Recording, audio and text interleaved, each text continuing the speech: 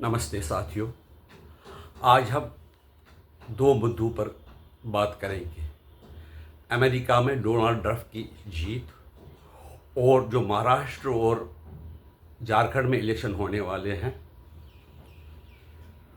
उसमें जो रेवड़ियाँ बांटने का वादा किया जा रहा है, फ्रीबीज का वादा किया जा रहा है, उससे क्या होगा उसके बारे में बात करेंगे।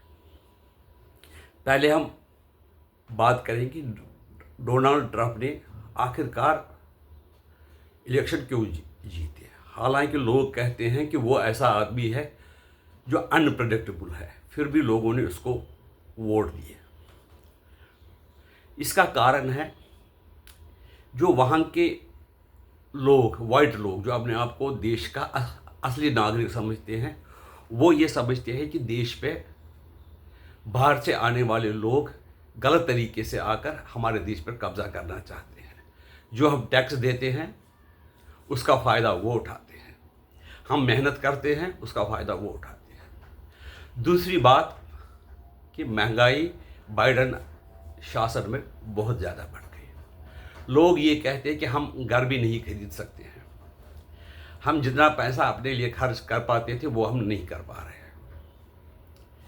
तीसरा कारण है मुसलमानों ने, जो अमेरिका में मुसलमान है वो भी एक बड़ी आबादी है, उन्होंने ट्रंप को वोट दिया क्योंकि उनको गुस्सा बाइडन से बहुत ही ज़्यादा था। वो कहते थे कि एक साइड से बाइडन एडमिनिस्ट्रेशन इजराइल को सपोर्ट करती है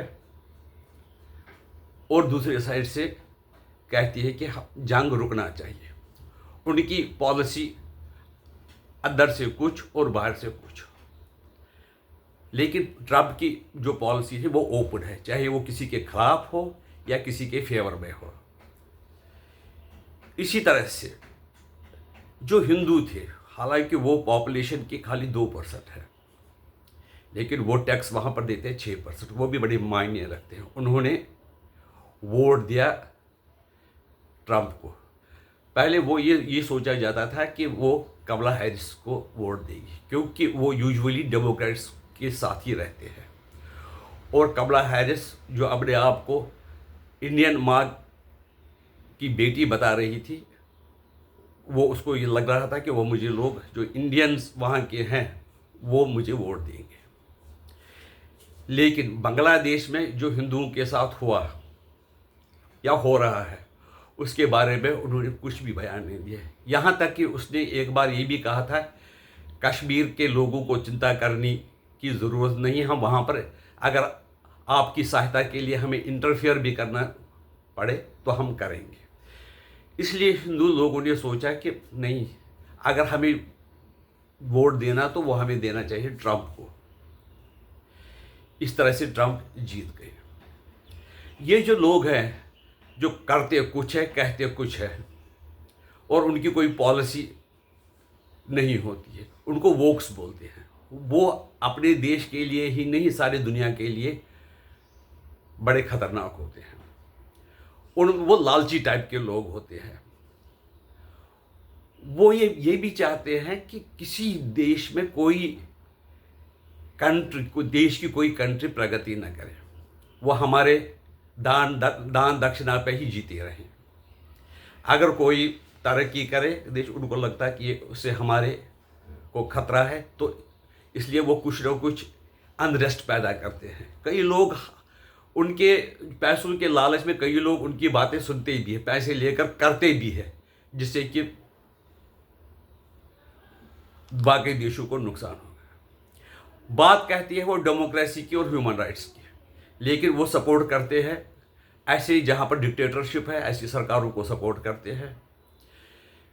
जहाँ पर ह्यूमन राइट्स के वायलेशन होते हैं वहाँ पर की सरकारों को सपोर्ट करते हैं। ये बात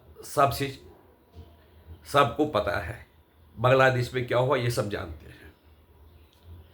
इसलिए लोगों ने सोचा कि ट्रंप ही बेहतर है। अब देखना है कि ट्रंप क्या करते हैं, वो अलग सा विषय है, वो आगे ही पता चलेगा। दूसरी बात है कि इलेक्शन में लोग, एक पार्टी कहती है कि हम फ्री बिजली देंगे, दूसरी पार्टी कहती है हम फ्री पानी देंगे, तीसरी पार्टी कहती है कि महिलाओं को 3,000 देंगे, कई लोग कहते हैं, कई पार्टियां कहते हैं कि हम ऋण माफ़ करेंगे। लेकिन इससे क्या होगा देश का, ये कोई समझता नहीं है। टैक्स पेयर भी सोच सकता है कि यार हम तो टैक्स देते हैं, लेकिन ये हमारे पैसे इस तरह से उड़ा रहे हैं जैसे इनके घर के पैसे हो। आजकल आप देख रहे हैं कि जो दिल्ली में है बिजली बोर्ड, 3 में से 2 घाटा दिखा रहे हैं। दिल्ली में जल निगम की हालत बहुत ख़राब है। जो दिल्ली की सरकार बड़ी अच्छी चल रही थी, जिसका खजाना भरा रहता था, वो घाटे में है।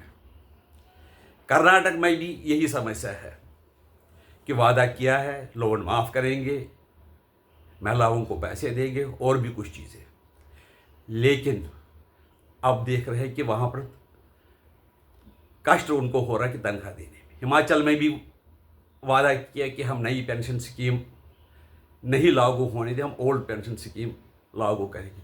अब जो कर्मचारी काम कर रहे हैं वो बड़े परेशान हैं कि हमें वक्त पर कोई सैलरी नहीं मिलती है। इसके लिए जनता भी उतनी ही जिम्मेदार है जितनी सरकार है। उनके जासे में जो आता है वो वोट देता है, लेकिन उसके दुष्प्रभाव क्या होते हैं वो कि उनको जानकारी नहीं होती। फिर अस्पतालों के लिए पैसा नहीं बचता है, मेडिसिन के लिए पैसा नहीं बचता है, सड़क ठीक करने के लिए नहीं बचता है, जो और भी डेवलपमेंट कार्य है वो रुक जाते हैं। इससे किसका नुकसान होता है? देश का नुकसान होता है। अगर सड़क अच्छी होगी तो हमारे टायर नहीं घिसेंगे, अगर अस्पताल में हो गए तो हमारी जो बीमार है वो बच सकते हैं। इसलिए हमारा ये फ़र्ज़ है कि हम वोट दें, ऐसे लोगों को वोट दें जो देश का फ़ायदा करवाए, ना कि नुकसान है। हम आपसे विनती करते हैं कि हमारे चैनल को सब्सक्राइब कीजिए, शेयर कीजिए और लाइक कीजिए। अगर हमारे चैनल आपको पसंद नहीं आई तो हमें कमेंट में ये भी बताइए कि हमें कहाँ सुधार करने की ज़रूरत है। नमस्कार।